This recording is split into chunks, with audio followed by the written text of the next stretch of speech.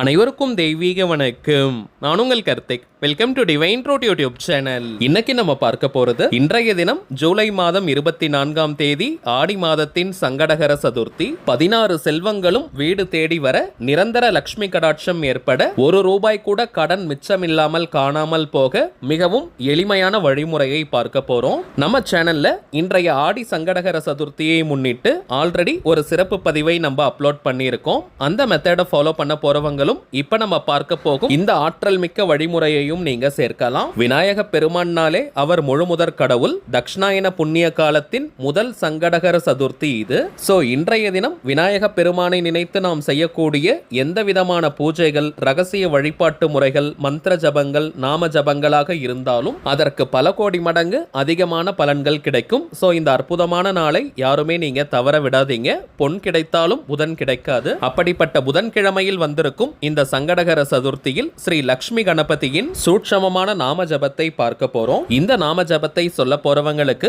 பெரிய அளவுல எந்த விதமான கட்டுப்பாடுகளோ தடைகளோ கிடையாதுங்க. கழுத்தை நெரிக்கும் அளவிற்கு கடன் பிரச்சனையால பாதிக்கப்பட்டவங்க, அடகு வைத்த நகைகளை மீட்க முடியாம இருக்கிறவங்க மற்றும் அவசர தேவைக்காக பணத்திற்கு ட்ரை பண்ணிக்கிட்டு இருக்கிறவங்கன்னு இந்த கேட்டகரியில இருக்கிறவங்க இந்த ஆற்றல் மிக்க நாம ஜபத்தை நீங்க தவற விடாதீங்க.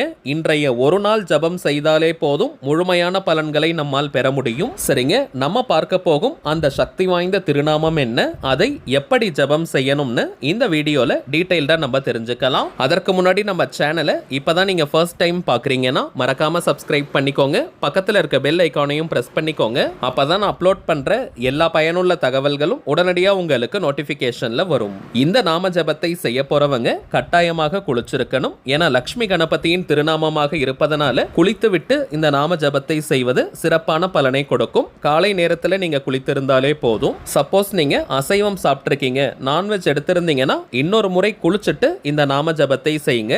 அசைவம் சாப்பிட்டிருந்தீங்கன்னா தலைக்கு நீங்க குளிச்சிருங்க, அல்லது குளிக்கும் போது தலையில் 3 முறை தண்ணீரை தெளிச்சுக்கோங்க. பெண்கள் தீட்டு நேரமாக இருந்தாலும் இந்த நாம ஜபத்தை செய்யலாம். நீங்க தவிர்க்கணும்ன்ற அவசியம் கிடையாதுங்க. பெண்கள் தீட்டுன்னு மட்டும் கிடையாது, வேற எந்த வகையான தீட்டாக இருந்தாலும் நீங்க தவிர்க்கணும்ன்ற அவசியம் கிடையாதுங்க. அடுத்த முக்கியமான விஷயம், டைமிங்ஸ் பார்த்தோம்னா இன்றைய நாள் முழுவதுமே சங்கடகர சதுர்த்தி திதி நிறைவாக இருக்குங்க.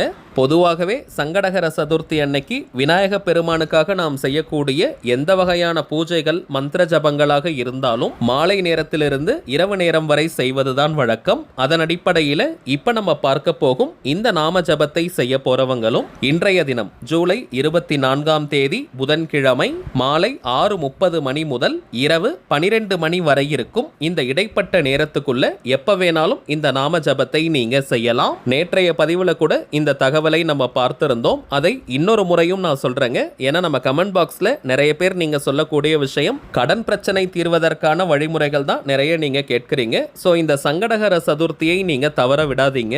எந்த மாதத்தில் வரக்கூடிய சங்கடகர சதுர்த்தியாக இருந்தாலும் அன்றைய தினம் மாலை நேரம் நிறைய விநாயகர் கோவில்களில் அபிஷேகங்கள் நடைபெறும். அந்த அபிஷேகத்திற்கு பச்சரிசி மாவு நீங்க வாங்கி கொடுங்க. லிக்விட் ஃபார்ம்ல இருக்கக்கூடிய மாவு கொடுக்க கூடாதுங்க. பவுடர் ஃபார்ம்ல இருக்கக்கூடிய மாவு தான் நம்ம கொடுக்கணும். வீட்டிலேயே அந்த மாவை நீங்க அரைச்சு கொடுக்கலாம், அல்லது இப்ப கடைகள்ல ரெடிமேடாக பச்சரிசி மாவு கூட விற்கிறாங்க, அதை கூட நீங்க வாங்கி கொடுக்கலாம். அது உங்களுடைய விருப்பம். இந்த பச்சரிசி மாவு அபிஷேகம் சூட்சமமானது, கடனை தீர்க்கக்கூடியது. சோ அதிகமான கடன் பிரச்சனையால பாதிக்கப்பட்டவங்க மற்றும் அடகு வைத்த நகைகளை மீட்க முடியாம இருக்கிறவங்க இந்த பச்சரிசி மாவை அபிஷேகத்திற்கு நீங்க வாங்கி கொடுங்க. மேலும் இன்னொரு முக்கியமான விஷயம், இந்த மாவு வாங்கி கொடுத்துட்டு நம்ம வீட்டுக்கு வந்துடக்கூடாதுங்க. அந்த அபிஷேகத்தை நம்முடைய கண்களால் பார்க்கணும். இது பச்சரிசி மாவு அபிஷேகத்திற்கு மட்டும் கிடையாதுங்க.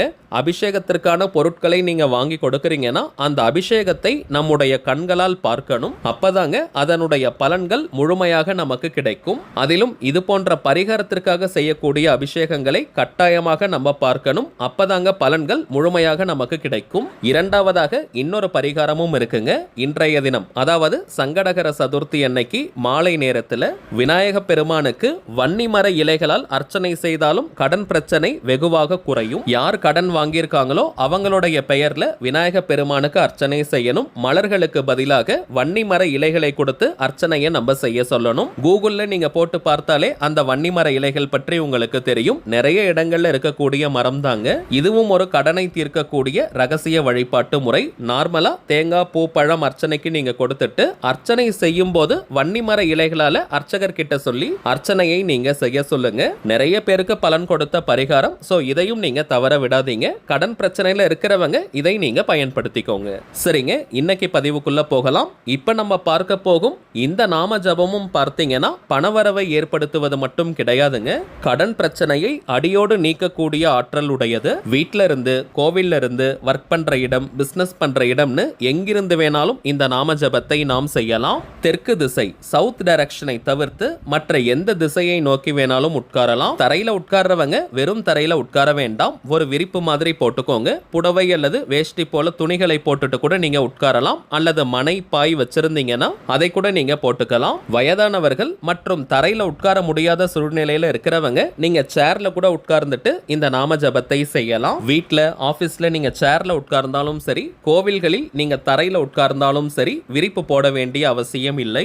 நாம ஜபத்தை முடிக்கிற வரைக்கும் உங்களை யாரும் தொந்தரவு செய்யாம பார்த்துக்கோங்க. சோ அத்தியாவசிய வேலைகள் இருந்தால் அதையெல்லாம் கொஞ்சம் முன்னாடியே முடிச்சிட்டு அமைதியா ஃப்ரீயா நீங்க நாம ஜபத்திற்கு உட்காருங்க. ஸ்ரீ லக்ஷ்மி கணபதியை மனதார நீங்க நினைச்சுக்கோங்க. பணம் சேரணும், பணம் குவியணும், நிரந்தர லக்ஷ்மி கடாட்சம் ஏற்படணும், 16 செல்வங்களும் வீட்டில் நிறைவாக இருக்கணும்னு மனமுருகி ஒரு 2 நிமிஷம் லக்ஷ்மி கணபதியை நீங்க பிரார்த்தனை செஞ்சுக்கோங்க. அதற்கு பிறகு இப்ப நம்ம பார்க்க போகும் திருநாமத்தை 15 நிமிடங்கள் முதல் அரை மணி நேரம் வரைக்கும் நீங்க ஜபம் செய்யலாம். 15 நிமிடங்கள் நாம் சொன்னாலே முழுமையான பலன்களை பெற முடியும். கொஞ்சம் அதிகமா டைம் இருக்கிறவங்க அரை மணி நேரம் வரைக்கும் நீங்க சொல்லுங்க.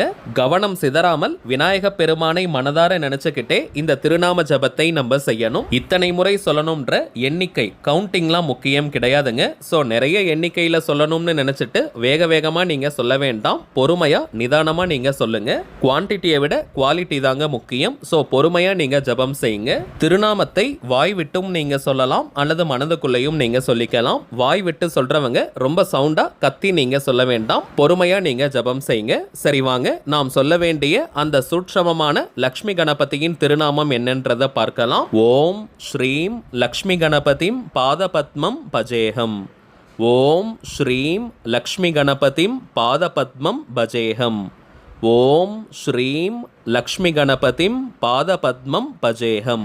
அவ்வளவுதாங்க. மிகவும் எளிமையான திருநாமம். குறைந்தபட்சம் 15 நிமிடங்கள் கவனம் சிதறாமல் இந்த நாம ஜபத்தை நீங்க செஞ்சு பாருங்க. ஒரு நல்ல வைப்ரேஷனை நீங்க ஃபீல் பண்ணுவீங்க. நாம ஜபத்தை முடிச்சிட்டு திரும்பவும் ஸ்ரீ லக்ஷ்மி கணபதியிடம் செல்வம் சேரணும், 16 செல்வம் பெருகணும், பணம் குவியணும்னு மனமுருகி பிரார்த்தனையை செஞ்சுக்கோங்க. அவ்வளவுதாங்க இந்த மெத்தட். எந்த சங்கடகர சதுர்த்திக்கு வேணாலும் இந்த நாம ஜபத்தை நாம் செய்யலாம். இப்ப நம்ம பார்த்ததை போல கரெக்டா இந்த நாம ஜபத்தை செஞ்சு பாருங்க.